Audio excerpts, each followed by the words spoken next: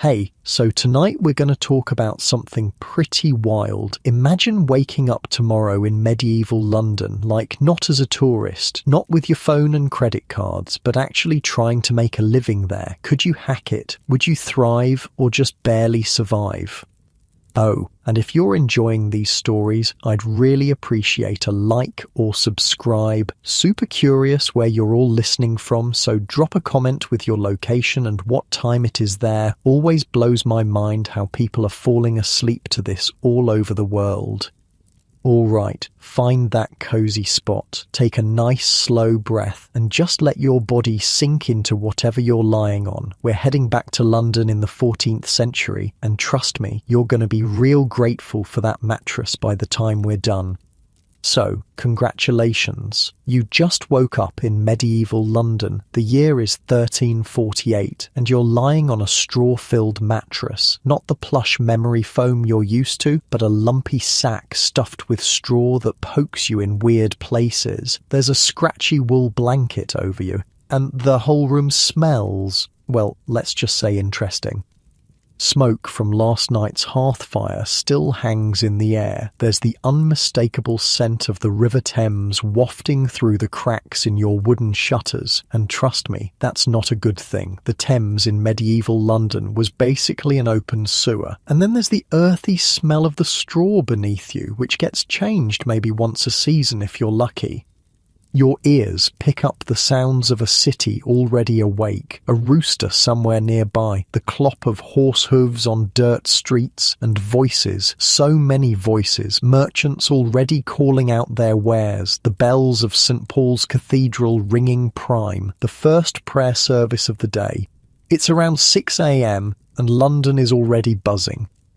You sit up, your back complaining about that lumpy mattress, and look around this tiny room. If you're lucky, you've woken up in a craftsman's house, a narrow timber-framed building that rises 2 or 3 stories high. The ground floor might be a workshop where you'd practice whatever trade you've magically acquired in this time travel adventure. The upper floors would be for sleeping and living. So, that's the good news. You have a roof over your head and possibly a trade. The bad news? Well, you've arrived in London in 1348, which happens to be the year the Black Death first hit England. About half the population is going to die in the next few years. But hey, if you survive, wages are going to go way up due to the labour shortage. So there's that. You swing your legs off the bed and your bare feet touch the packed earth floor. No hardwood, no tile, just dirt, maybe with some rushes scattered on top if you're doing all right for yourself. It's cold, it's damp, and you're hungry. Let's talk about what your breakfast options might be in medieval London. Forget coffee, forget your avocado toast. The average Londoner in the 14th century started their day with a chunk of bread and maybe some ale. Yes, ale for breakfast. Water wasn't trusted, for good reason given how polluted it often was. Weak ale was the everyday drink consumed by everyone, including children. The bread would be coarse and heavy, made from maslin, a mix of wheat and rye. If you're poor, your bread might be even rougher, made from barley or oats, and it would be dark. The white bread we take for granted was a luxury only the wealthy could afford. If you're doing well, you might have a bit of cheese with that bread. If you're doing very well, maybe an egg or some salted fish. But for most Londoners, it was bread and ale, day in and day out. You chew your dense bread, washing it down with room temperature ale that tastes nothing like modern beer. It's weaker, for one thing, cloudier, less carbonated, and flavoured with herbs instead of hops, but it does the job of waking you up and filling your belly. Now you need to figure out how to make a living in this strange, smelly, vibrant city. The first thing to understand about making a living in medieval London is that it was a city ruled by guilds. These weren't like modern unions, they were more like clubs or brotherhoods that controlled who could practice certain trades, set standards for quality, and maintain monopolies in their particular crafts. By the mid-14th century, London had over 100 different guilds, and if you wanted to work in most trades, you needed to be a member of the appropriate guild. Some of the major ones included the mercers, cloth merchants, grocers who sold spices and other goods in bulk, drapers who sold cloth retail, fishmongers, goldsmiths, skinners, merchant tailors, haberdashers, salters, ironmongers, vintners, and cloth workers. Each guild jealously guarded its monopoly. If you tried to set up shop as, say, a goldsmith without being a member of the Goldsmiths Guild, you'd find yourself in trouble real fast. Guild members would report you, and you could face fines or even imprisonment. So, how do you join a guild? Well, there were three main paths: apprenticeship, patrimony, being the son of a guild member, or redemption, basically buying your way in if the guild allowed it. For most people, the journey began as an apprentice. Parents would pay a master craftsman to take their child, usually a boy, though some trades did accept girls, and teach them the trade. The apprentice would live in the master's house, receiving food, lodging and training in exchange for their labour. This arrangement typically lasted 7 years, though some trades required longer.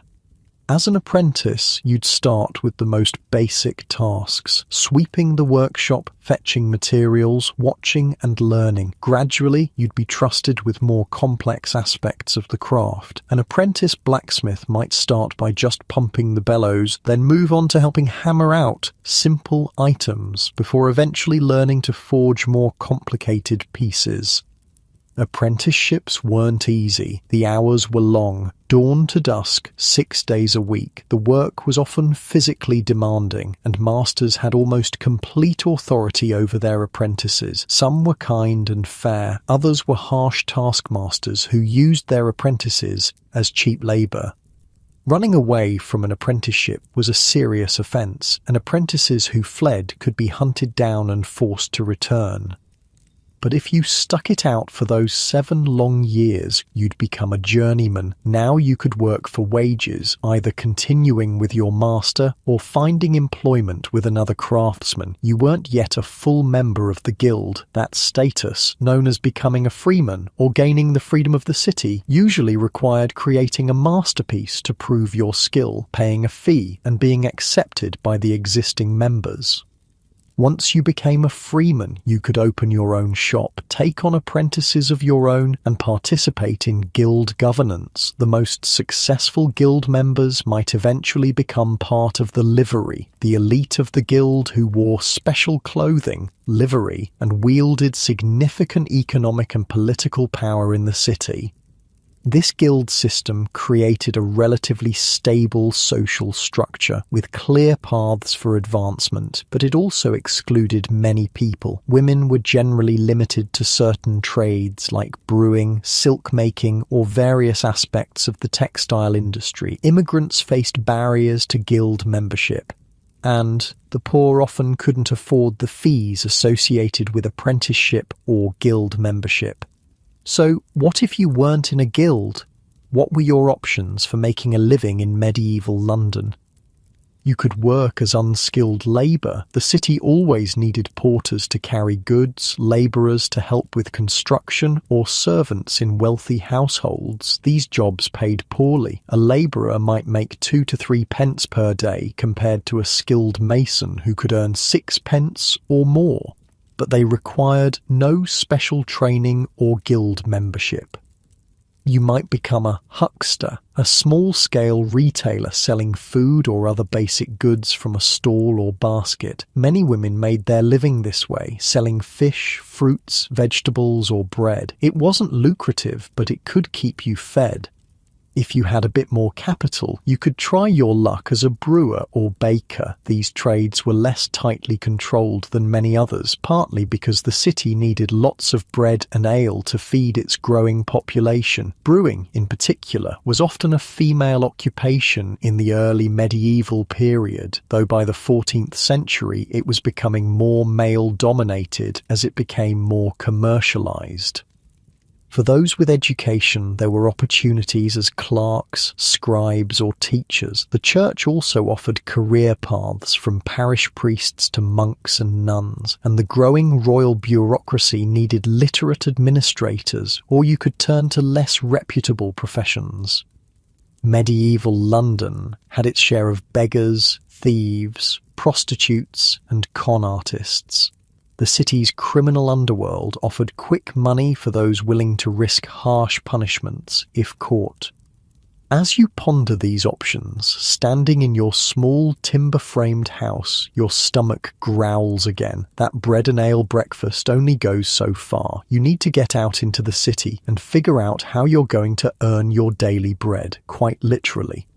You pull on the clothes you find in a wooden chest. No closets in medieval London, just chests or pegs on the wall for your limited wardrobe. For a working person, that wardrobe would be simple. A linen shirt or shift as your undergarment, wool hose or stockings for your legs, a wool tunic or gown as your main garment, and maybe a hood or hat. Leather shoes, if you can afford them, or perhaps wooden clogs. Nothing has zippers, elastic, or synthetic fabrics, of course.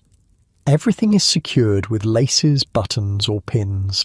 Dressed in your itchy wool clothing, you step outside into the narrow, winding streets of London, and immediately you step in something unpleasant. There are no sewers in medieval London, no regular trash collection. People simply throw their waste into the streets, where it mixes with animal droppings from the horses, pigs, and dogs that roam freely. The stench is overwhelming at first, though you'll eventually get used to it.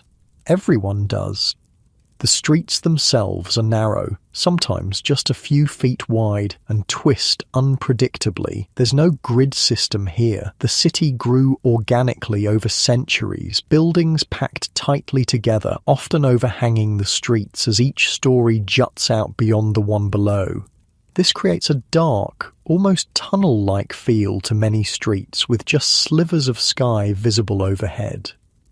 But despite the dirt and darkness, the streets are alive with activity. Merchants call out their wares, apprentices dash on errands, craftsmen work in open-fronted shops, giving you glimpses of bakers sliding loaves into ovens, blacksmiths hammering at glowing metal, or tailors stitching fine garments. You make your way toward the heart of the city, where you're most likely to find work opportunities. London in 1348 is still largely contained within its Roman walls, though suburbs are growing beyond them, especially to the west toward Westminster, which is technically a separate city where the royal government is based. Within the walls, the city is divided into wards and parishes, each with its own character. Cheapside is the main market street, lined with shops selling luxury goods. Around the massive Gothic bulk of St. Paul's Cathedral, you'll find booksellers and scribes. Near the river are the wharves, where ships unload goods from across England and beyond. Wool, wine, timber, furs, spices, and countless other commodities. The Thames itself is the city's main highway, crowded with boats of all sizes, from tiny rowboats to larger vessels that ply the river carrying goods and passengers. London Bridge, the only bridge across the Thames in the city, is a marvel, lined with shops and houses that make it feel more like a street than a bridge. As you wander these bustling streets, you notice that many areas are dedicated to specific trades. Street names reflect this specialization: Bread Street, Milk Street, Fish Street, Ironmonger Lane, Threadneedle Street. This clustering of similar businesses wasn't just tradition. It was enforced by guild and city regulations which required certain trades to operate in designated areas. You pass through the shambles where butchers slaughter animals and sell meat. The street runs with blood and offal, and the smell is intense. Nearby you see tanners working with hides, another smelly profession that uses urine and dog feces in the tanning process. These noisome trades were often pushed to the city's edges to minimise their impact on other residents. In contrast, you also pass goldsmith shops displaying dazzling jewellery and fine plate, or drapers selling colourful imported silks alongside local woolens. The wealth on display in these establishments is staggering, a reminder of the vast inequality in medieval society. Speaking of inequality, as you walk, you notice the stark differences in how people are dressed. The wealthy merchant in his fur-trimmed gown and fashionable pointed shoes, the respectable craftsman in a good quality but plain wool tunic, the labourer in patched, faded clothing, and the truly poor in ragged garments that might once have been owned by someone far wealthier. In medieval London, you could tell someone's social status at a glance just by what they wore. You also notice something else. Everyone seems to be working, children as young as 7 serving as apprentices, old men and women still plying their trades as long as their hands remained steady enough. Medieval London had no retirement plans, no social security. You worked until you couldn't, and then you relied on family or charity. The bells of the city's many churches mark the hours, dividing the day into segments for prayer, but also serving as timekeepers for labour. Work begins at prime, around 6 a.m, and continues until vespers, around 6 p.m, with breaks for meals. It's a long workday by modern standards, though the pace might be less frantic than what you're used to. There's no assembly line speed here, no productivity algorithms tracking your output. But there's also no paid vacation, no weekends off, just Sundays and the numerous saints' days and festivals that punctuate the medieval calendar. As noon approaches, your stomach reminds you that it's been hours since that meagre breakfast. The smell of cooking food drifts from cookshops and taverns. For those who can't cook at home, which includes many Londoners living in single rooms without private kitchens, these establishments provide ready-made meals. Your mouth waters at the aroma of meat pies, stews, and roasting meats. But can you afford them? That depends on what kind of work you found in this medieval city. If you're a common labourer carrying goods at the wharves or helping on a construction site, you might earn 2 to 3 pence per day. A loaf of bread costs about half a penny. A gallon of ale, which isn't as much as it sounds since everyone drinks ale instead of water, costs 1 to 2 pence, depending on quality. A decent meal at a cookshop might cost you a penny, so you could survive on your wages, but you'd have little left over after covering basic food, rent, and clothing. As a skilled craftsman, a mason, carpenter, or metalworker, you could earn 5 to 6 pence per day or more. This would allow for a more comfortable existence with better food, clothing, and housing. You might rent a whole house rather than just a room, eat meat regularly rather than just on special occasions, and even save a little if you're careful. The real money, though, is in trade and commerce. Successful merchants dealing in wool, wine, spices, or luxury goods could become tremendously wealthy. The richest merchants might own multiple properties, wear silk and fur, eat exotic imported foods, and wield significant political power through their guild connections and loans to the crown. But that kind of success usually required capital to start with, and also luck, connections, and business acumen. For most newcomers to London, like you, the path would begin much more humbly. As you consider your options, you shift a little, finding that perfect spot in your bed. Your muscles relax, settling deeper into comfort while you drift through the crowded streets of medieval London, watching craftsmen at work in their shops. A carpenter planes a piece of oak, curls of wood falling to the packed earth floor. The steady rhythm of his work continues as you move past his shop. Your footsteps fall into the same comforting cadence, tap, tap, scrape, as you explore further into the warren of streets that make up London's craft districts.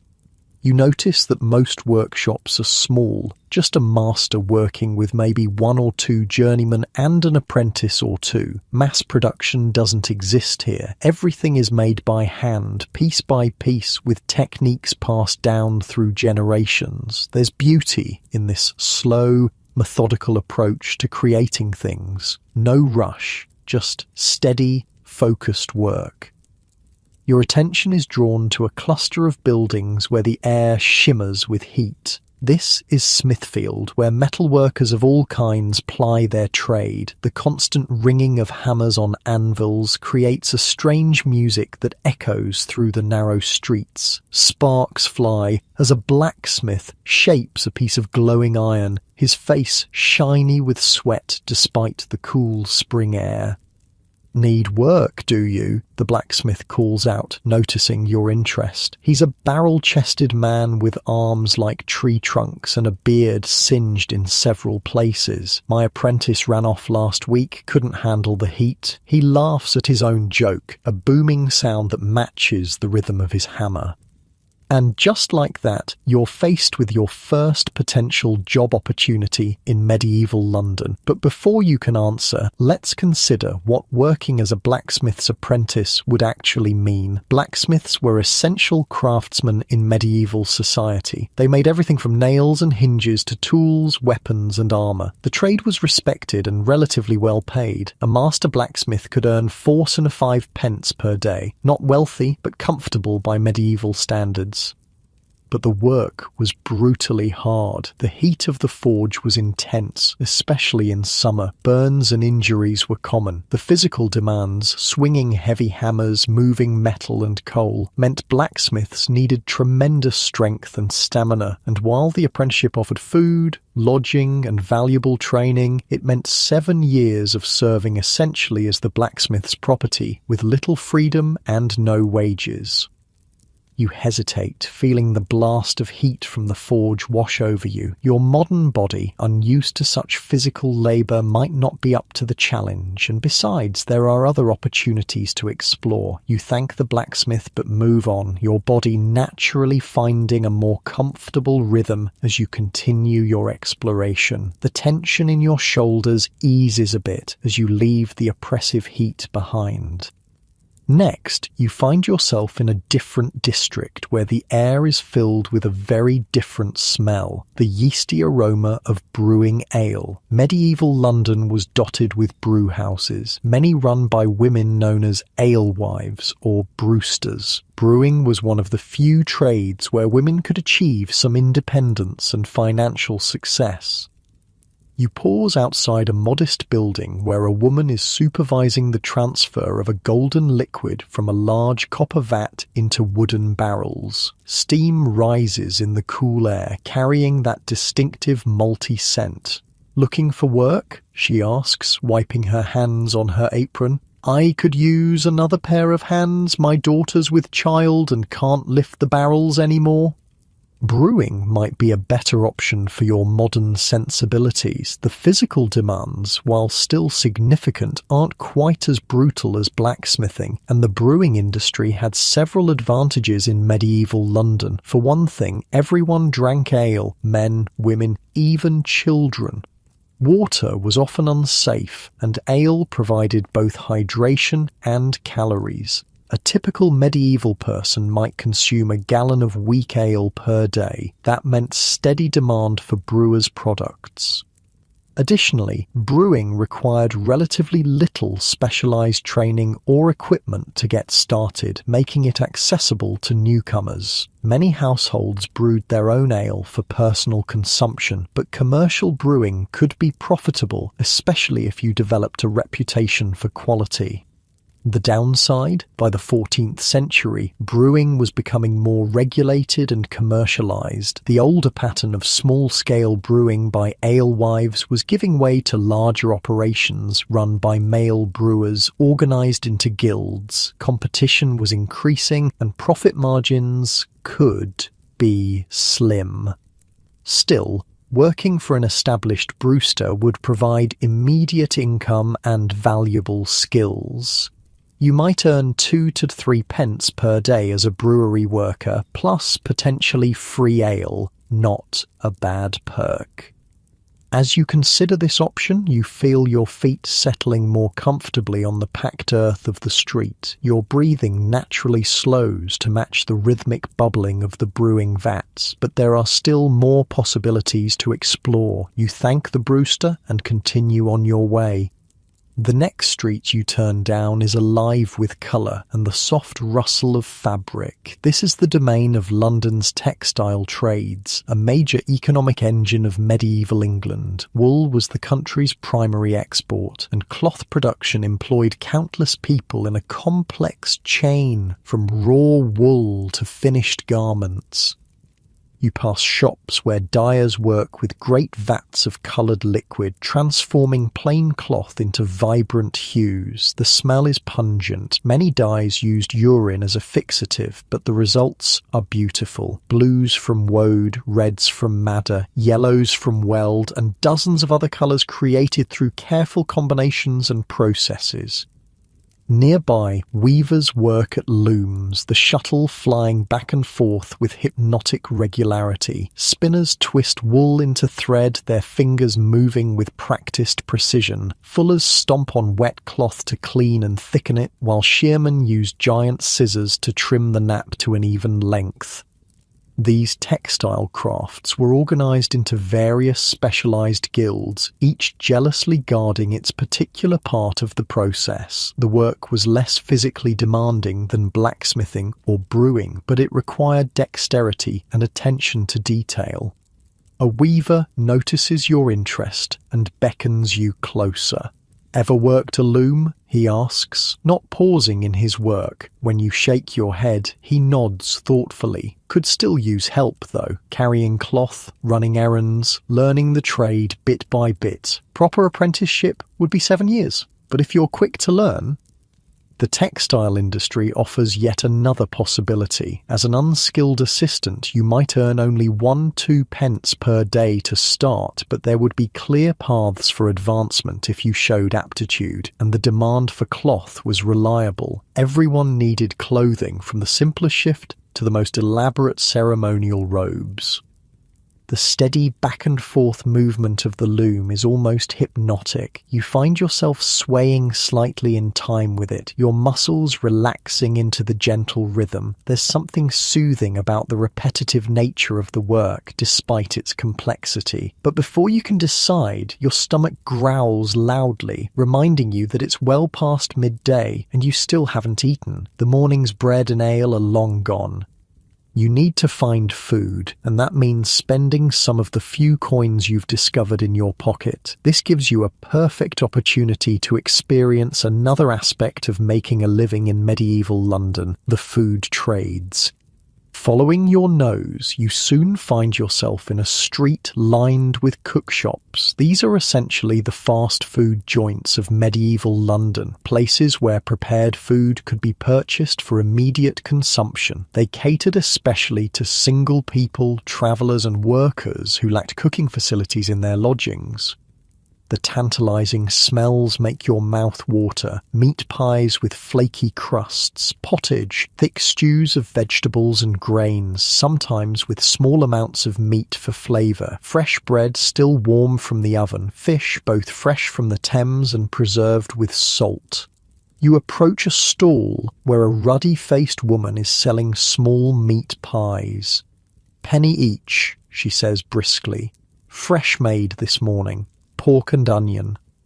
You hand over one of your precious pennies and receive a small, still warm pie in return. Finding a relatively clean spot to sit against a wall, you bite into your lunch. The crust is coarser than modern pastry, made with maslin flour, a mix of wheat and rye. The filling is simple but flavourful, seasoned with salt and what you think might be a hint of sage.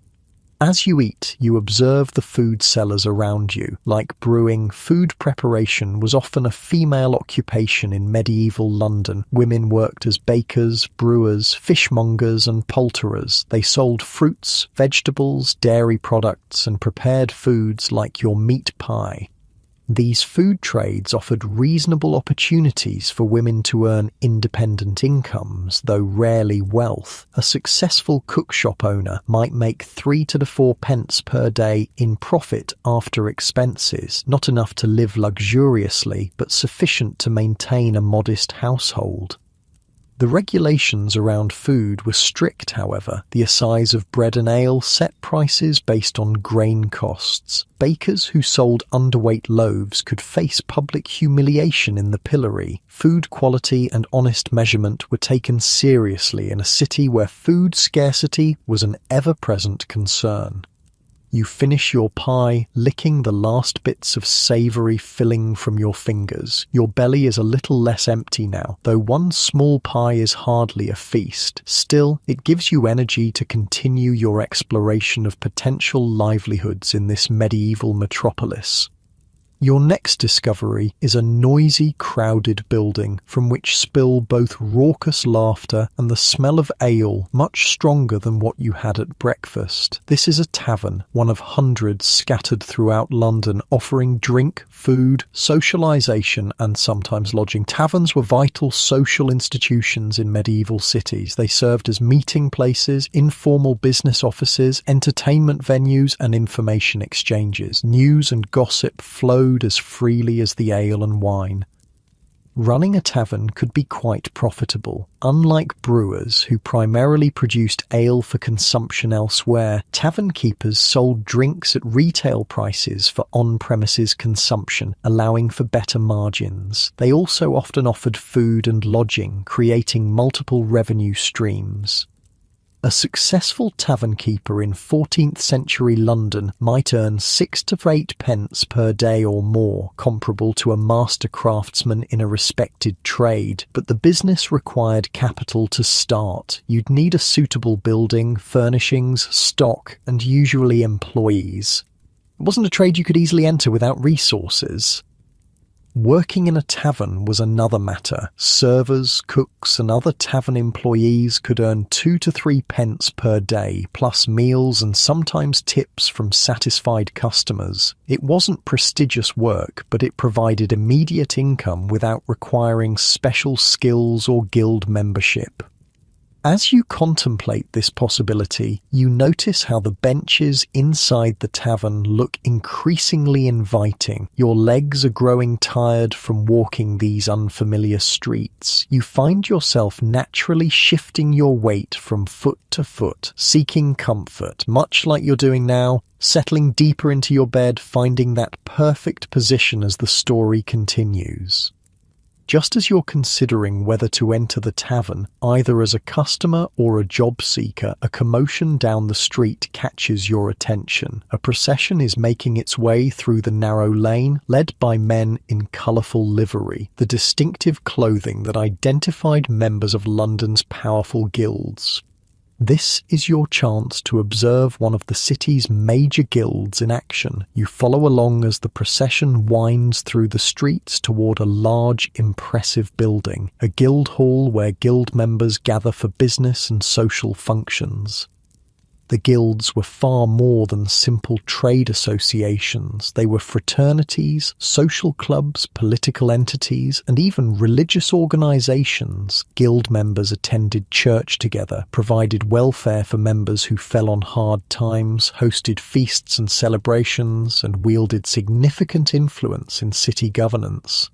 By the 14th century, the most powerful London guilds had been organised into the Great 12, the 12 most prestigious guilds that dominated the city's economic and political life. These included the mercers, grocers, drapers, fishmongers, goldsmiths, skinners, merchant tailors, haberdashers, salters, ironmongers, vintners and clothworkers.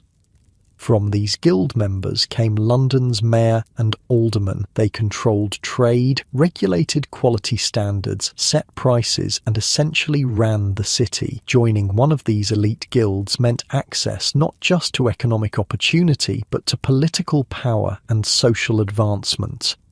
But such membership was increasingly difficult to attain unless you were born into a guild family or had significant wealth to buy your way in. The guilds were becoming more exclusive, protecting their members' privileges by limiting new entrants.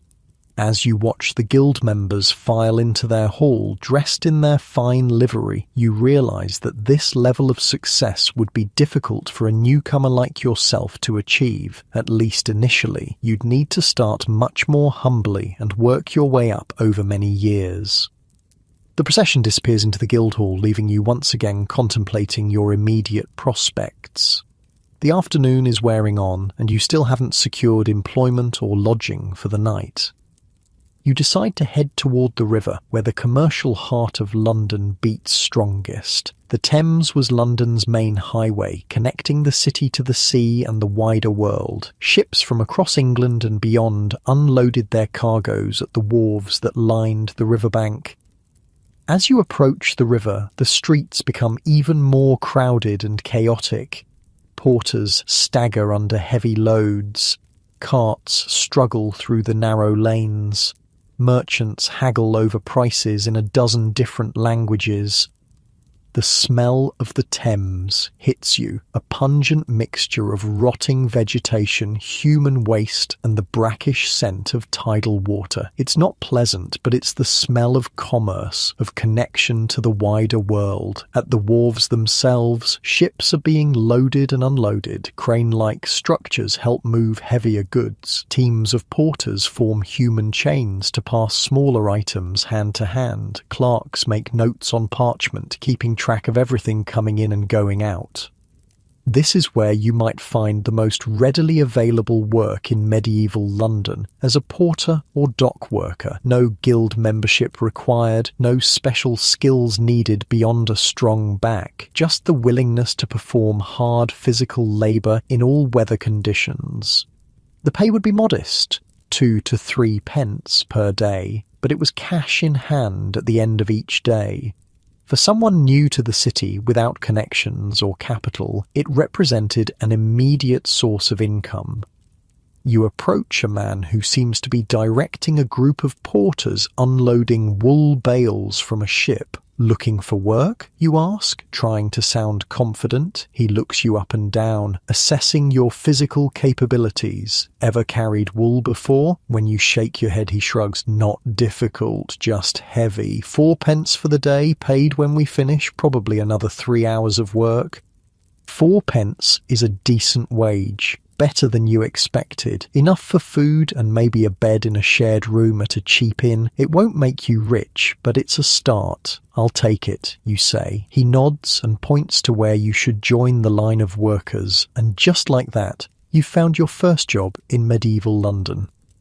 The work is indeed simple but exhausting. The wool bales weigh around 240 pounds each, requiring 2 men to carry them safely. Your modern muscles, unused to such labour, scream in protest. Your hands, softer than those of men who've done physical work all their lives, quickly develop painful blisters. But you persist, gritting your teeth against the discomfort. Each bale successfully moved is 1 step closer to earning those 4 precious pennies, 1 step closer to surviving your first day in this harsh but vibrant medieval world. As you work, you learn bits of information from your fellow porters. Good places to find cheap lodging, which cook shops offer the best value, what other jobs might be available for unskilled workers like yourself. "Always need men at the shambles," says one, referring to London's meat market. "Bloody work, but steady."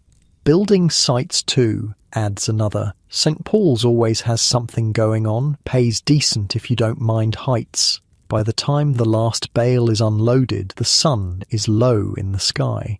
Your back aches, your hands are raw, but there's satisfaction in completing the job, and even more in the 4 silver pennies the foreman counts into your palm. "Back tomorrow if you want more of the same," he says, not unkindly. "Be here at prime." That's the first canonical hour, around 6 a.m, marked by church bells throughout the city. You nod, pocketing your hard-earned wages. 4 pennies won't go far, but it's enough for tonight. Enough for food, and a place to sleep. Tomorrow, you can decide whether to return to the docks or seek other opportunities. As evening approaches, the character of the city changes. Workers head home or to taverns. Shops begin to close. The bells of Compline, the final church service of the day, ring out across the city. Medieval London had no street lighting. As darkness falls, the city becomes a different place, dangerous for the unwary. Most respectable people are indoors by nightfall, leaving the streets to those with less savoury intentions. You need to find lodging before full dark. With your precious pennies, you have options. Limited ones, but options nonetheless. The cheapest would be a common dormitory in a poor area where you might pay a halfpenny to sleep on the floor among strangers. A step up would be a shared bed in a slightly better establishment for a penny. For 2 pennies, you might get a small private room, though it would be bare and likely infested with vermin. Given your sore muscles and the need for rest if you're to work again tomorrow, you decide to spend a little more for a bit of comfort. You find a modest inn near the river where a penny gets you a place in a shared bed, a common arrangement in medieval times when privacy was a luxury few could afford. The inn is basic but clean by medieval standards. The main room serves as both tavern and dining area, with sleeping chambers above. For an additional penny, you get a bowl of pottage, a thick stew of vegetables and barley with small bits of salt pork for flavour, and another mug of ale. The food is simple but filling, and after your day of physical labour, it tastes wonderful. You eat slowly, savouring each spoonful, feeling the warmth spread through your tired body.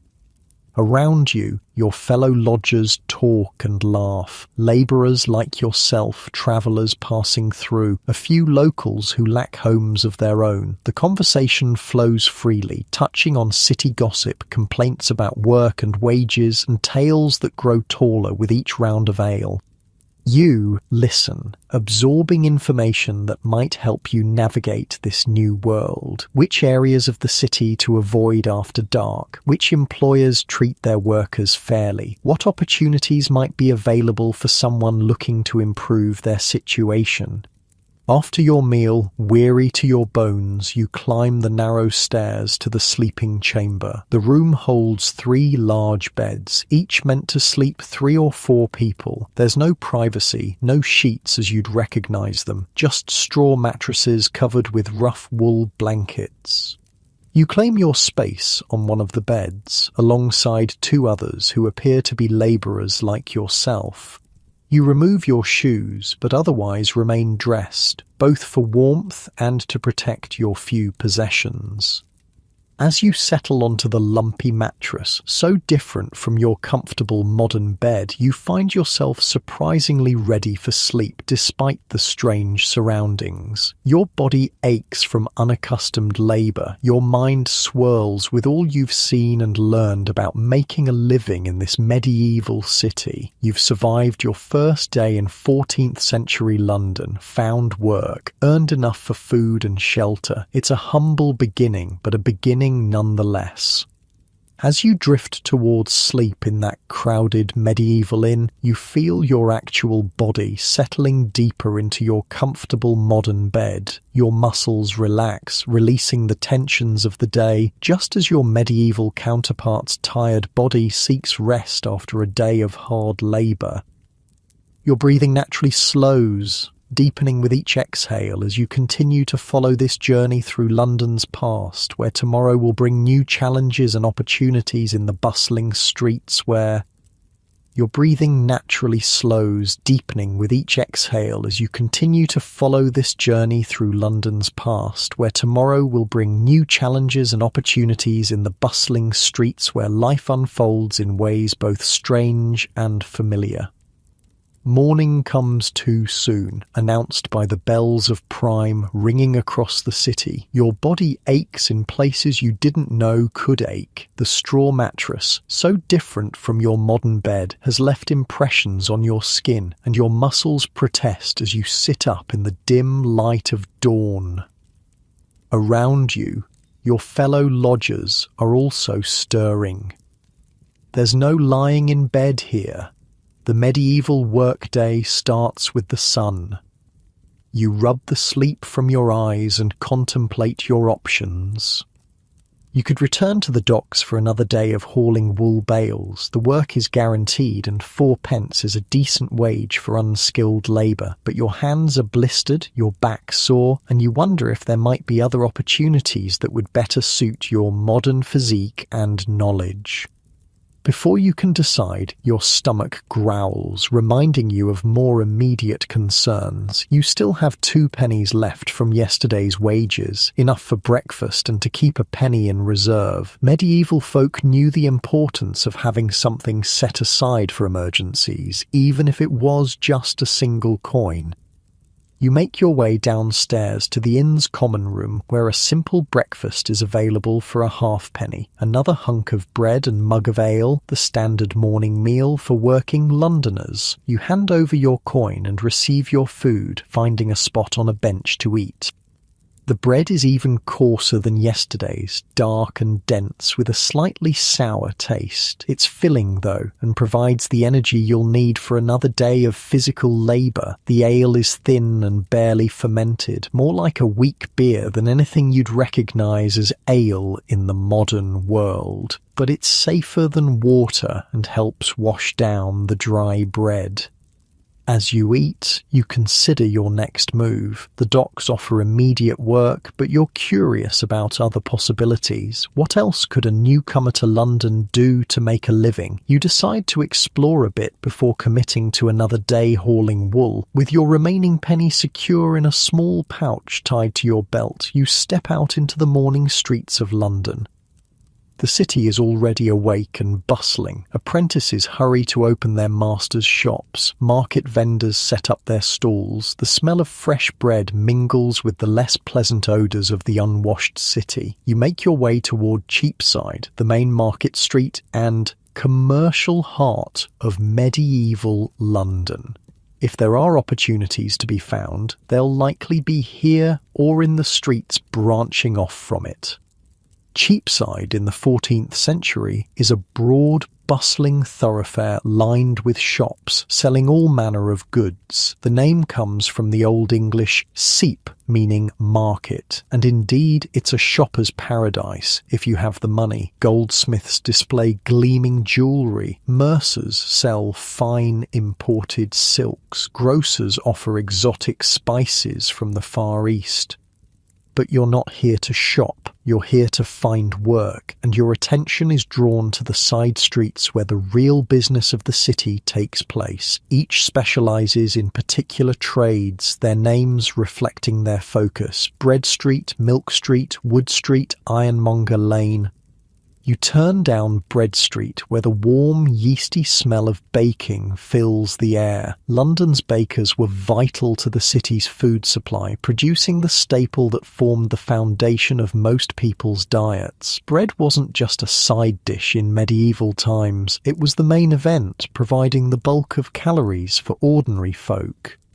The baking trade was strictly regulated. The assize of bread set prices based on grain costs and specified standard weights for loaves. Bakers who cheated their customers by selling underweight bread could face the pillory, a public punishment where the offender was locked into a wooden frame with holes for the head and hands, exposed to public ridicule and abuse.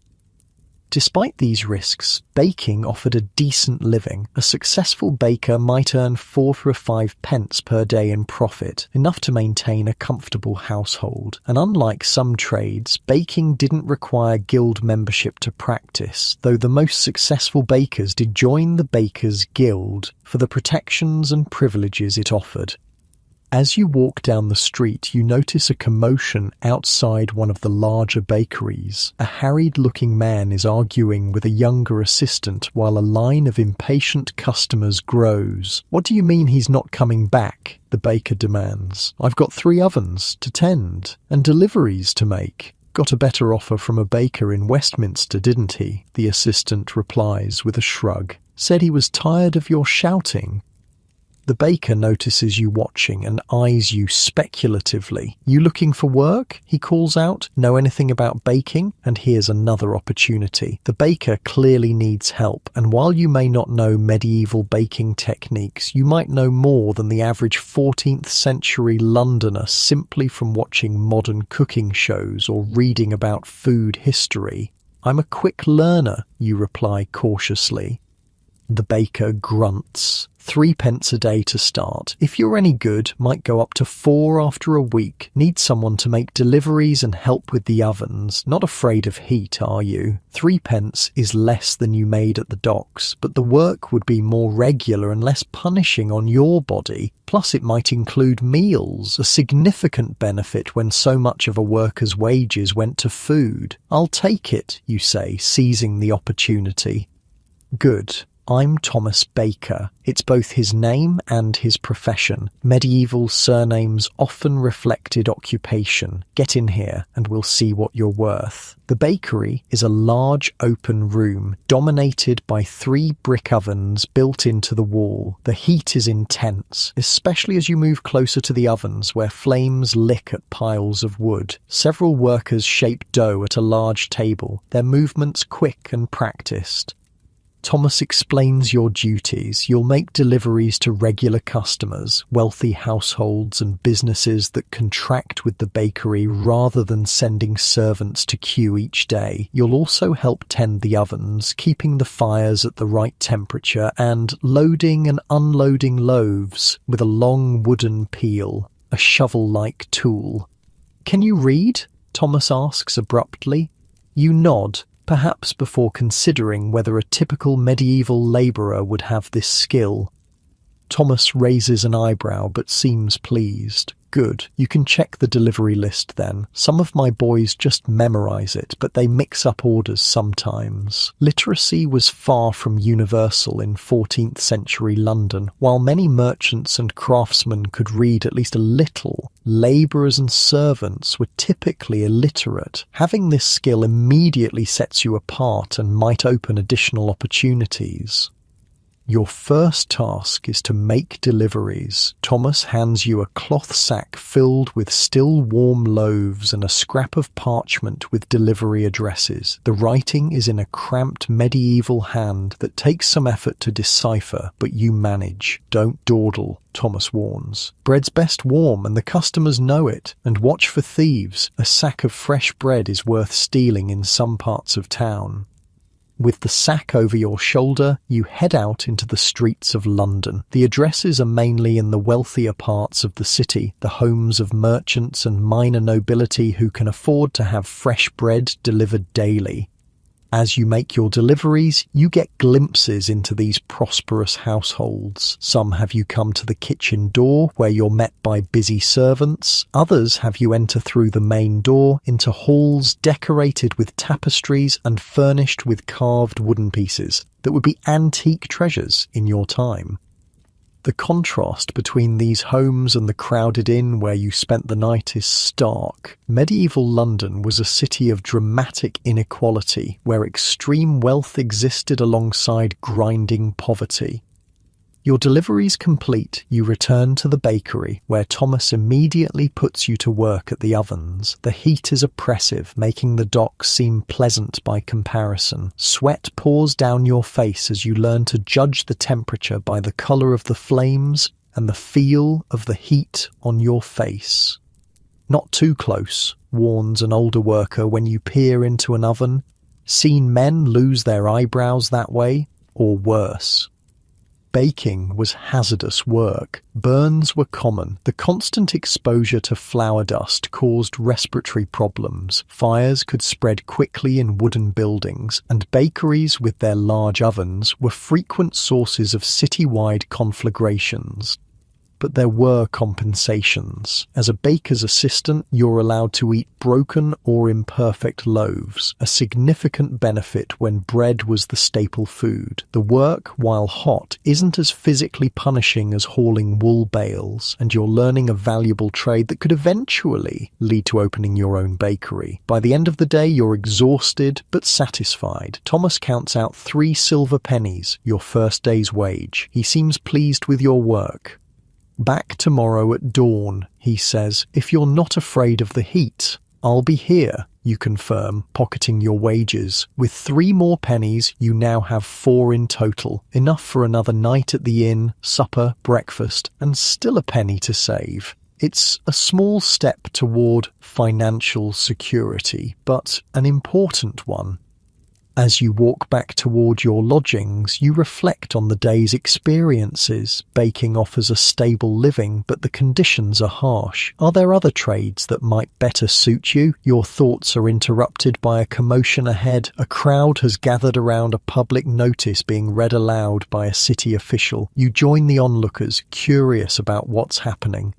"By order of the mayor and alderman," the official announces in a booming voice, "due to reports of a great mortality in parts east, all ships from affected ports are hereby quarantined for 40 days before any persons or goods may enter the city." A murmur runs through the crowd. You feel a chill despite the warm evening air. The great mortality can only be the Black Death, the devastating plague that ravaged Europe in the mid-14th century. Historical records indicate it reached England in 1348, exactly the year you found yourself in.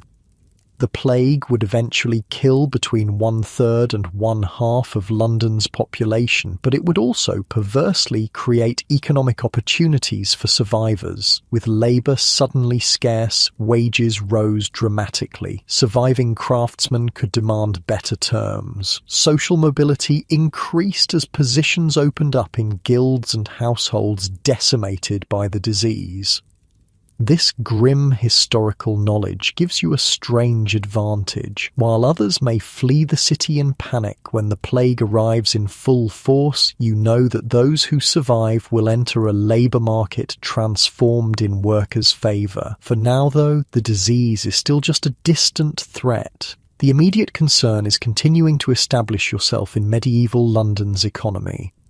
The next morning, you return to the bakery as promised. Thomas seems mildly surprised. Perhaps he's used to new workers not returning after experiencing the heat of the ovens, but sets you immediately to work. This becomes your routine for the next several days. Rise at dawn, breakfast at the inn, work at the bakery until evening, return to your lodgings for supper and sleep. It's a simple life, but not an uncomfortable one. The work is steady, the pay reliable, and you're learning valuable skills. You also begin to build relationships with your fellow workers and the bakery's customers. Medieval London, for all its harshness, was a deeply social place. People lived their lives in public to a degree that would seem strange to modern sensibilities. Work, worship, eating, drinking, even sleeping often took place in communal settings. These relationships are important. In a city without formal social services, your network of friends, neighbours and colleagues was your safety net. If you fell ill or injured, these were the people who might help you. If you needed to borrow money or find new work, these connections could make the difference between success and destitution.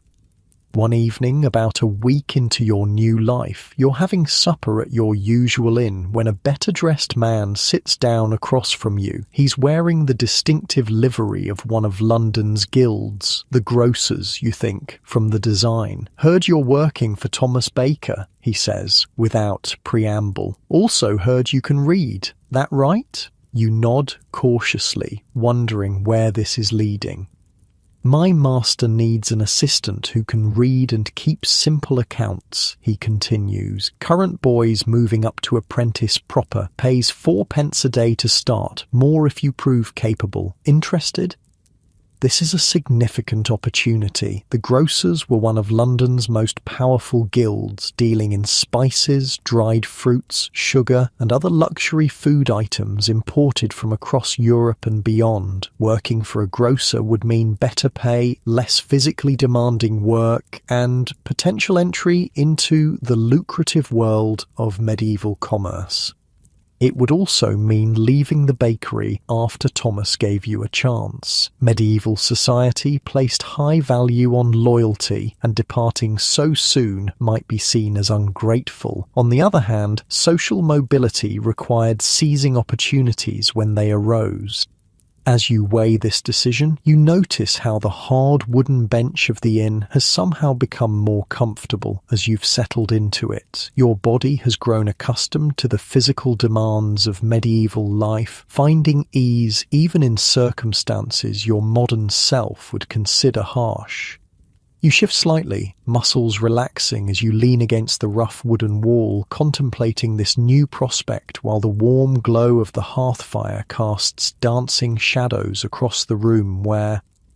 Contemplating this new prospect while the warm glow of the hearth fire casts dancing shadows across the room where patrons talk in low, comfortable murmurs, their voices a gentle backdrop to your thoughts. I'd need to give Thomas notice, you say finally. He gave me a chance when I needed it. The man nods approvingly. Your sense of obligation, even to a short-term employer, reflects well on your character. Fair enough. Tell him John Peppertree asked after you. He'll understand. Come to the Grocer's Hall on Poultry Street when you've settled with him. Ask for Master Richard. With that, he rises and leaves you to finish your meal, the possibility of advancement turning over in your mind.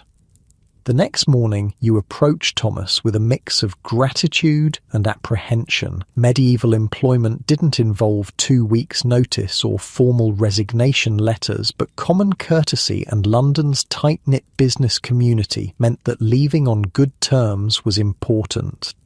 Grocers Guild, eh? Thomas says when you explain. He doesn't seem surprised or particularly upset. Good opportunity, better than baking if you've got the head for numbers. He gives you a shrewd look. You're different from most labourers that come through here. More educated. Wondered how long before someone noticed. He pays you your 3 pence for the day, even though you've only worked the morning. Tell Richard I said you're honest. That means something. Coming from me.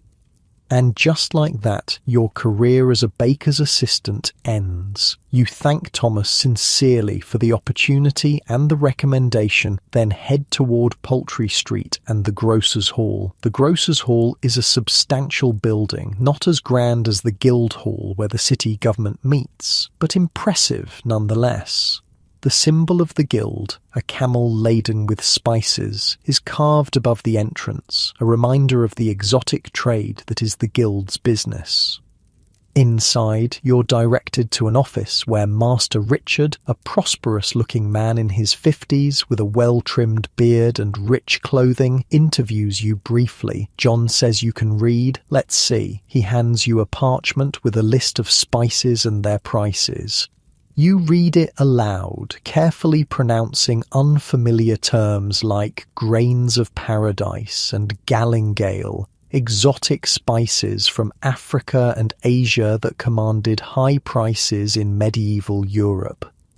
Master Richard nods, satisfied. And figures? Can you reckon sums? When you demonstrate basic arithmetic, he seems even more pleased. Good. Not many can do both letters and numbers. 4 pence a day to start, as John told you. Be here at prime tomorrow. You'll work under Simon, my chief clerk. He'll show you what's needed. Just like that, you've moved up the medieval career ladder from unskilled dock worker to baker's assistant to clerk for a member of one of London's most powerful guilds. Your literacy and numeracy, skills taken for granted in your time but rare and valuable in the 14th century, have opened doors that would remain closed to most newcomers to the city. The next morning, you report to the grocer's hall, where Simon, a thin, serious man in his 30s, explains your duties. You'll keep records of purchases and sales, manage inventory in the storerooms, and sometimes accompany Simon or Master Richard to the wharves to inspect incoming shipments. It's mentally demanding work compared to your previous jobs, but physically much easier. Instead of hauling wool or enduring the heat of bakery ovens, you spend your days in a relatively comfortable office, writing with quill and ink on parchment and vellum. The materials themselves are a window into medieval technology: parchment made from animal skins, ink made from oak galls mixed with iron sulfate, quill pens cut from goose feathers. Simple tools, but in skilled hands, they created the records that made complex commerce possible.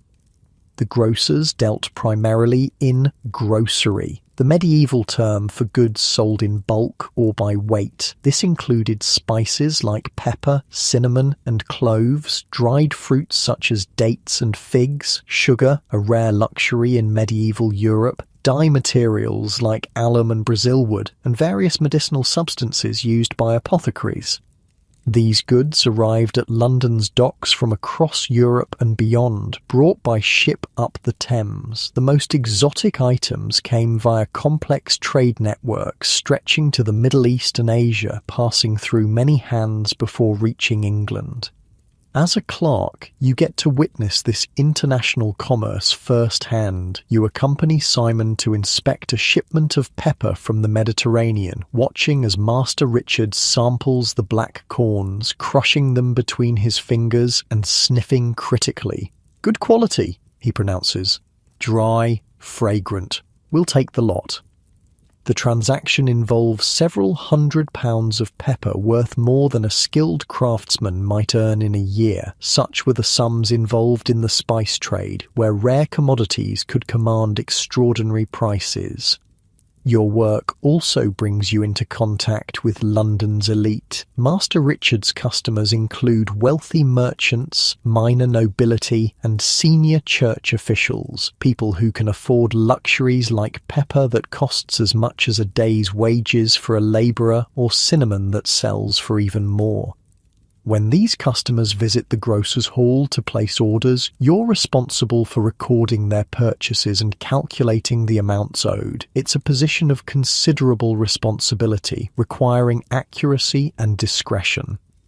The role also provides insights into the economic structures of medieval London. You learn about the complex regulations governing trade, the tolls, taxes, and restrictions that shaped commerce. You discover the importance of credit in a society where large quantities of coin were difficult to transport and secure. And you observe the intertwining of business and politics as guild members use their economic power to influence city governance. Your daily routine takes on a comfortable rhythm. You rise with the sun, break your fast at a cook shop near the grocer's hall, your improved wages allowing for better meals, work until midday, take a dinner break, then return to work until the light begins to fade. Medieval offices had no artificial lighting beyond candles, so most business concluded at dusk.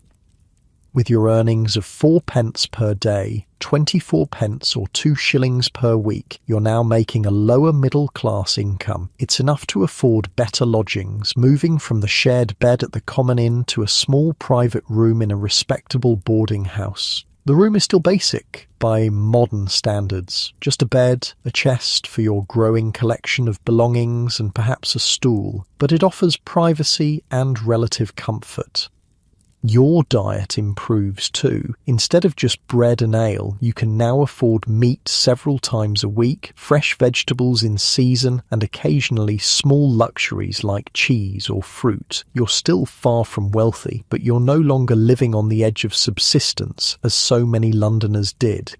As weeks pass, you settle into your new position and gain Master Richard's trust. Your responsibilities increase, as does your understanding of how business operates in medieval London. You begin to see potential opportunities, ways you might eventually establish yourself as more than just a clerk. One such opportunity presents itself about 2 months into your employment. Master Richard is discussing a problem with Simon. One of their regular suppliers of dried fruits from Bordeaux has failed to deliver as promised, leaving them unable to fulfill orders to several important customers. "We could try John Weston," Simon suggests. "He sometimes has stock." Master Richard shakes his head. "Weston and I had a disagreement last year. His prices are robbery besides." You hesitate, then speak up. "What about trying the vintners? They have connections in Bordeaux for wine. They might know suppliers with dried fruits too." Both men look at you with surprise. It's a logical suggestion, but one that wouldn't occur to many because the wine and spice trades operated in separate spheres despite sharing geographic connections. "Not a bad thought," Master Richard admits. "I know Thomas Vintner. I'll send him a message." Your suggestion works out. Thomas Vintner does indeed know a reliable supplier of dried fruits in Bordeaux who can provide what Master Richard needs. The crisis is averted, and you've demonstrated value beyond your basic clerical duties. A week later, Master Richard calls you into his private office. "That was good thinking with the vintners," he says without preamble. "Simon tells me you've been quick to learn the business too. How would you like to become my apprentice properly? 4 years instead of the usual 7 given your age and abilities. No wages during that time but room and board in my household and a place in the guild when you complete your term." This is a significant offer. Apprenticeship to a member of the Grocers Guild would provide entry into one of London's most prestigious and profitable trades. As Master Richard's apprentice, you'd live in his house, learn all aspects of the business, and eventually become a free man of the city with the right to trade independently. The lack of wages during the apprenticeship would be offset by room and board, and the long-term prospects would far exceed what you could expect as a clerk. It's the kind of opportunity that rarely came to those not born into guild families. But it's also a major commitment, 4 years bound by contract to Master Richard, with strict limitations on your personal freedom. Medieval apprentices were essentially part of their master's household, subject to their discipline and rules. You couldn't marry, couldn't go out without permission, and would have limited time to yourself. As you consider the offer, you're aware of how far you've come from those first uncertain hours in medieval London, from dock worker to baker's assistant to clerk, and now potentially an apprentice in one of the city's most powerful guilds. It's a path of upward mobility that was possible but rare in the stratified society of 14th century England. "I'm honoured," you tell Master Richard truthfully. "May I have until tomorrow to consider?" He nods, unsurprised by your caution. "Of course, it's no small decision."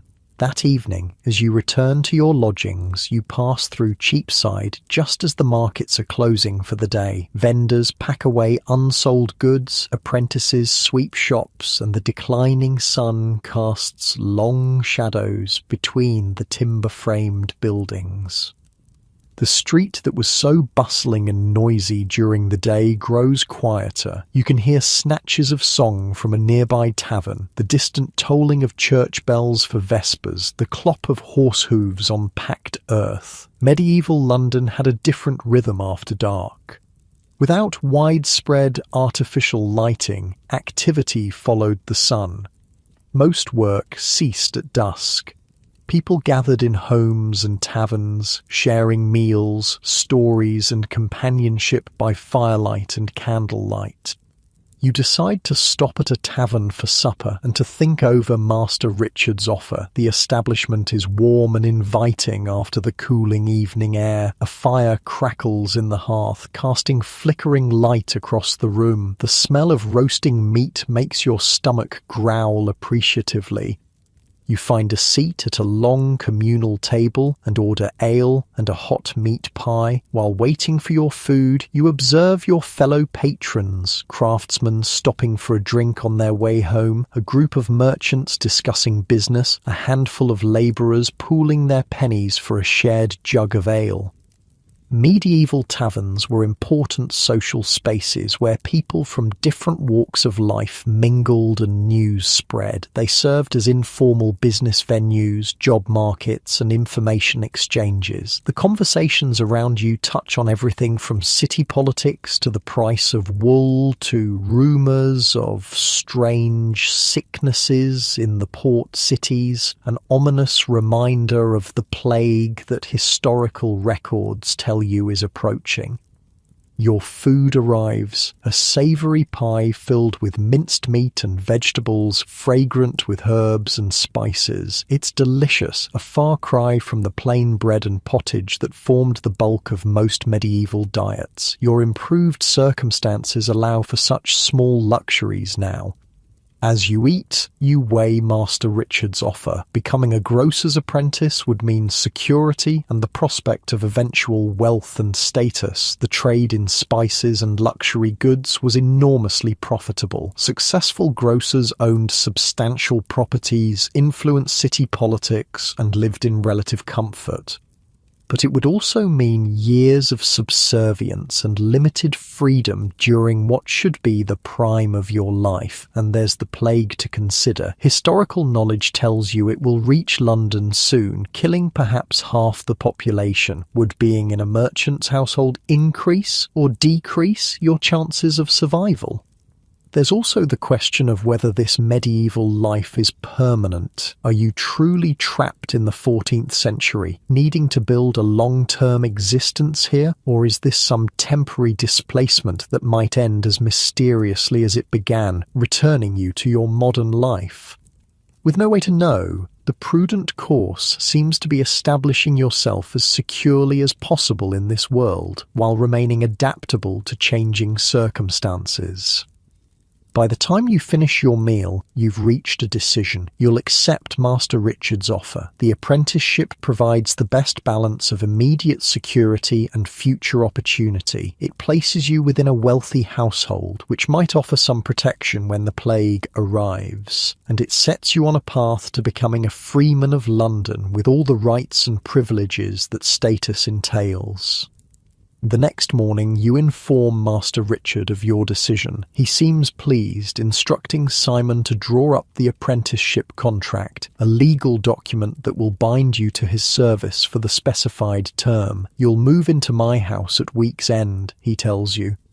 Simple quarters, but comfortable enough.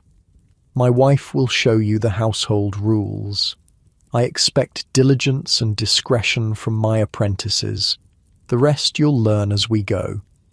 The contract is written on parchment in careful legal Latin. It specifies your obligations to Master Richard and his to you. You'll serve him faithfully, keep his secrets, obey his instructions, and refrain from gambling, frequenting taverns without permission, or marrying. In return, he'll provide food, lodging, clothing, and instruction in the art and mystery of the grocer's trade. Both you and Master Richard sign the document, which is then witnessed by Simon and sealed with Master Richard's personal seal, a lump of wax impressed with his merchant's mark. The contract will be registered with both the Grocers Guild and the city authorities, making it legally binding. And so you become an apprentice grocer in medieval London. Your daily routine changes again as you move into Master Richard's substantial house near the Guildhall. It's a timber-framed building rising 3 stories high, with a shop and counting house on the ground floor, family quarters on the first floor, and rooms for servants and apprentices under the eaves. Your room is small but private, a luxury compared to the communal sleeping arrangements of many apprentices. You share it with just one other apprentice, a boy of 15 named Will, who has already served 2 years of his term. He becomes your guide to the household's routines and expectations. Life as an apprentice is more structured than your previous experiences in medieval London. Your days follow a strict schedule set by the household's needs and Master Richard's business. You rise before dawn for prayers led by the household chaplain, break your fast with the other servants and apprentices, then begin the day's work. This work is varied and educational. Sometimes you accompany Master Richard to the wharves to inspect incoming shipments or to the warehouses where goods are stored. Other days you learn to grade and price spices, memorizing the subtle differences in appearance, smell, and taste that distinguish high-quality merchandise from inferior goods. You practice the complex calculations needed to convert between different measurement systems and currencies, essential skills in international trade. You also begin to meet other members of the Grocers Guild, forming connections that could prove valuable later in your career. Medieval business relied heavily on personal relationships and trust networks. Who you knew was often as important as what you knew. As the weeks pass, you settle into this new life with increasing comfort. The household provides better food and living conditions than you could afford on your own. The work, while demanding, is interesting and offers constant learning opportunities. And your status as Master Richard's apprentice gives you a defined place in the social hierarchy of medieval London. You find your muscles relaxing into the rhythm of this medieval life, your body adapting to its patterns and demands. Even the straw-filled mattress seems comfortable now as your limbs grow accustomed to its contours. You shift slightly, finding that perfect spot where the day's tensions melt away into the simple pleasure of rest at day's end. Your breathing slows naturally as you lie in the small room under the eaves, listening to the night sounds of the city, distant church bells, the call of the night watch, the soft murmur of voices from the street below where life continues even as darkness falls over medieval London. The next few months establish a comfortable routine in Master Richard's household. You rise with the household at dawn, attend to business during the day, and retire shortly after sunset. As was common in an age before abundant artificial light, the work is engaging, the food plentiful, and your position secure, a remarkable transformation from your uncertain beginnings in this medieval world. But as summer wanes and autumn approaches, troubling rumours begin to spread through London. The Great Mortality, what later centuries would call the Black Death, has reached England's shores. First reported in the port of Melcombe in Dorset in June, by October 1348 it has spread to London. The city's narrow streets and crowded, unsanitary conditions make it an ideal breeding ground for the disease. The first cases appear in the poorer parishes, but the plague shows no regard for wealth or status. Within weeks, it has spread throughout London, killing indiscriminately. Medieval medicine has no effective treatment for the plague. Physicians recommend aromatic herbs, bloodletting, and prayer, none of which provide any real protection. Some Londoners flee to the countryside, hoping to escape infection. Others barricade themselves in their homes. Many turn to religion, joining processions of flagellants who whip themselves through the streets, seeking divine mercy. Master Richard, more pragmatic than most, takes what precautions he can. The household is forbidden from drinking water from public wells, which he correctly suspects may spread disease. Windows facing the street are kept closed to prevent bad air from entering. Vinegar, believed to purify the air, is sprinkled throughout the house. Despite these measures, the plague reaches Master Richard's household in November. First, a kitchen maid falls ill, developing the characteristic swellings, buboes in her groin and armpits. She dies within days. Then one of the other apprentices, Will's bedmate, shows symptoms. Master Richard has him moved to an outbuilding, but it's too late. The infection has already spread. Over the next 2 weeks, the household is decimated. Will succumbs, then Simon, then Master Richard's youngest son. Each death increases the terror of those remaining, watching for the first signs of infection in themselves and others. Strangely, you remain healthy. Perhaps it's luck. Perhaps it's some immunity inherited from your modern ancestors who survived the medieval plagues. Whatever the reason, while others sicken around you, you show no symptoms.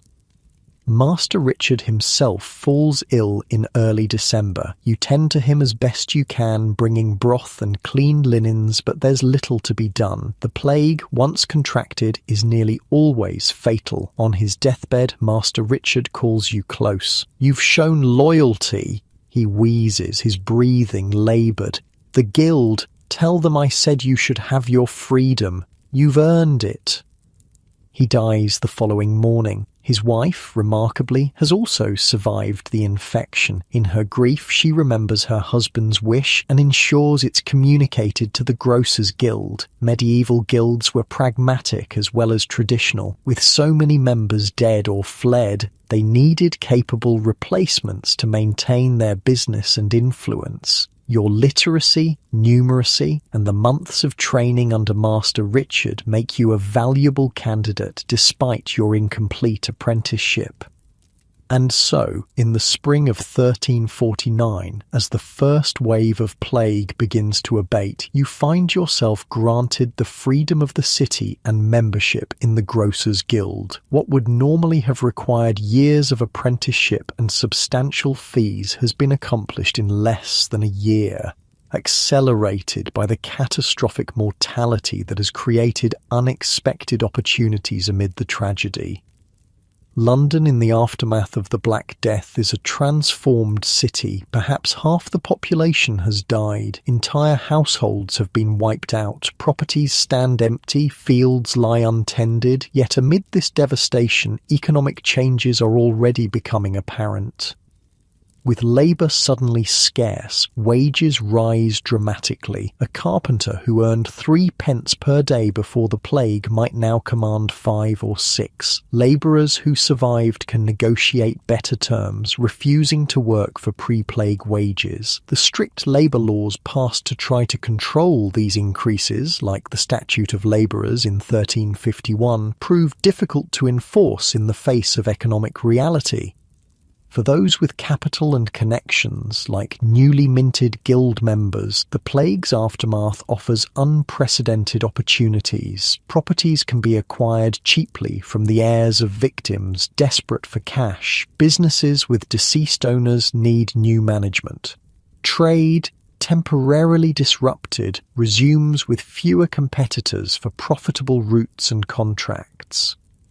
You find yourself in this advantageous position, though the path has been paved with others suffering. With your freedom of the city and guild membership, you're now entitled to trade independently. Master Richard's widow, recognizing your loyalty during the family's ordeal, helps you establish connections with his former business partners. One of them, needing a reliable agent after losing several employees to the plague, offers you a partnership. By 1350, you've established yourself as a modestly successful merchant in the spice trade. You rent a small property that serves as both shop and living quarters. You employ 2 servants, survivors like yourself, grateful for steady work in the uncertain post-plague economy. You've even taken on an apprentice of your own, a bright boy orphaned by the plague. Your daily life now bears little resemblance to those first desperate days in medieval London. You sleep in a proper bed with linen sheets and wool blankets rather than a shared pallet of straw. You eat well, fresh bread, meat several times a week, vegetables, and even occasional luxuries like imported almonds or wine. Your clothing is of good quality wool and linen, not the coarse garments of a labourer. You've also accumulated possessions that would have been unthinkable before: a silver cup, a few books, rare and expensive items in the 14th century, good quality furniture. While far from wealthy by merchant standards, you enjoy a standard of living superior to that of most Londoners. Your business involves importing spices and luxury goods from the continent and selling them to wealthy households and institutions in London. Several times a year, you travel to the great fairs at places like Boston or Winchester, where merchants from across England and Europe gather to trade. These journeys offer glimpses of medieval England beyond London, the patchwork of fields and forests, the scattered villages, the small market towns, and the occasional splendid cathedral city. Travel in medieval England was slow and often uncomfortable. On horseback, you might cover 20-30 miles in a day on good roads in fair weather. Bad weather or poor roads could reduce this dramatically. Accommodations along the way varied from decent inns in larger towns to basic alehouses or monasteries that offered shelter to travellers. These journeys, despite their hardships, provide a welcome change from city life and opportunities to expand your business connections. They also reinforce how much London differs from the rest of the country. Larger, more commercially sophisticated, more cosmopolitan in its mix of people and goods. By 1355, 7 years after your mysterious arrival in medieval London, you've become a successful and respected member of the merchant community. Your business has grown to include imports of wine and luxury textiles as well as spices. You've moved to a larger house in a fashionable parish and increased your household staff. You've also married the daughter of another merchant, creating useful family connections that strengthen your position in the trade networks. Marriage in medieval London was as much an economic partnership as a romantic relationship. Your wife brings a substantial dowry that allows for further expansion of the business. She also takes charge of the household management, supervising servants and apprentices, maintaining accounts, and often managing the shop when you're travelling. Medieval merchants' wives frequently played active roles in family businesses, particularly in London, where commercial opportunities for women were greater than in many parts of Europe. Your rise from penniless newcomer to established merchant has been remarkable, even in the socially fluid environment created by the plague. Yet it reflects a real pattern in medieval London's economy. The city offered genuine opportunities for advancement to those with skills, particularly during periods when labour was scarce and social structures disrupted.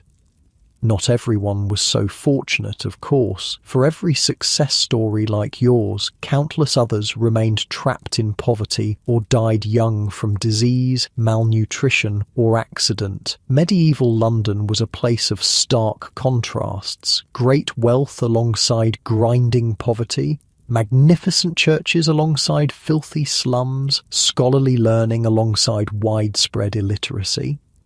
As the 1350s progress, London gradually recovers from the plague's devastation. New people move in from the countryside to replace the dead. Trade routes disrupted by the mortality re-establish themselves. The rhythms of urban life, the markets, the guild regulations, the religious observances, the seasonal celebrations resume their familiar patterns. But some changes prove lasting. Labour remains relatively scarce, keeping wages higher than before the plague. This creates a class of more prosperous workers and craftsmen who can afford better food, clothing and housing than their pre-plague predecessors. Social mobility increases as opportunities open up in guilds and institutions devastated by the mortality. These economic and social shifts eventually contribute to the decline of the feudal system and the rise of a more commercialized economy. The world that emerges from the plague years is not radically different. Medieval institutions and beliefs remain fundamentally intact. But subtle changes have been set in motion that will, over centuries, transform European society. Your own life reflects these broader patterns. By 1360, you've become a wealthy merchant with substantial property holdings and investments. You serve on the Common Council of London, participating in the city's governance. Your children, 2 sons and a daughter who survived the dangerous early years of childhood, are positioned to inherit your wealth and status, with apprenticeships arranged for the boys and a substantial dowry set aside for your daughter. What began as a desperate struggle for survival has become a successful medieval life story. Through a combination of skills, adaptability, fortunate timing, and yes, the privilege of knowledge from your modern perspective, you've not just survived but thrived in 14th century London.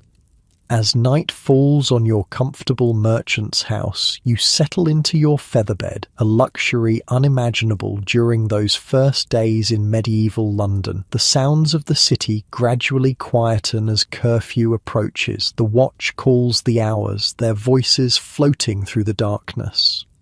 A distant church bell tolls Compline, the final prayer service of the day. Your body relaxes deeply into the softness beneath you, so different from the lumpy straw pallet of your early days here. Your mind drifts over the journey you've taken through medieval London's economy, from dock worker to baker's assistant to merchant's clerk to apprentice to successful trader. Each step building on the last, each opportunity seized when it presented itself. Would such a journey have been possible in another time? Perhaps. London has always offered possibilities for reinvention, for building new lives. The medieval city, for all its harshness and hierarchies, contained genuine paths for advancement that weren't available in more rural, feudal settings. Your eyelids grow heavy as sleep approaches. The weight of the wool blankets and the warmth of the small charcoal brazier that takes the chill from the room create a cocoon of comfort around you. Your breathing slows, deepens, finds the natural rhythm of approaching sleep. In these drowsy moments between wakefulness and dreams, the boundaries between past and present seem to blur. The medieval London you've inhabited these past years and the modern world from which you came begin to merge and overlap in your consciousness. Perhaps the true lesson of your journey isn't about the specific ways to make a living in medieval London, but rather about the constants of human experience across time. The need for security, the value of adaptability, the importance of connections, the balance of risk and opportunity. These transcend the centuries, relevant in any age. Your thoughts become more fragmented as sleep draws nearer. Images from your medieval life float through your mind. The heat of the bakery ovens, the smell of exotic spices in Master Richard's warehouse, the devastation of the plague, the satisfaction of building a successful business from nothing. Each memory grows more distant, more dreamlike. Your muscles surrender completely to the mattress beneath you. Your jaw softens, your hands uncurl from whatever tension they held. Even your eyelids seem too heavy to possibly open again. The sounds of medieval London fade now, replaced by the gentle quiet of deep relaxation. The weight of the day, of the years, of this entire journey through a distant past lifts away like morning mist, leaving only the perfect stillness of approaching sleep. And as you drift off into that velvety darkness, one final thought surfaces, whether in the 14th century or the 21st. The essence of making a living remains fundamentally the same, finding where your abilities meet the needs of your time and place, then building step by step from there. Sleep comes now, deep and peaceful. The medieval city continues its nighttime existence beyond your walls, but you no longer hear it. Your breathing settles into the slow, regular pattern of true rest. Your conscious mind surrenders to dreams, where perhaps you walk once more through London's ancient streets, or perhaps you find yourself back in the modern world, carrying with you the wisdom gained from this extraordinary journey. Either way, you sleep now, deeply, completely, the weight of your body melting into the bed, the tension in your muscles dissolving entirely, your thoughts slowing, then stopping altogether. Just breath, just stillness, just sleep, perfect, peaceful sleep.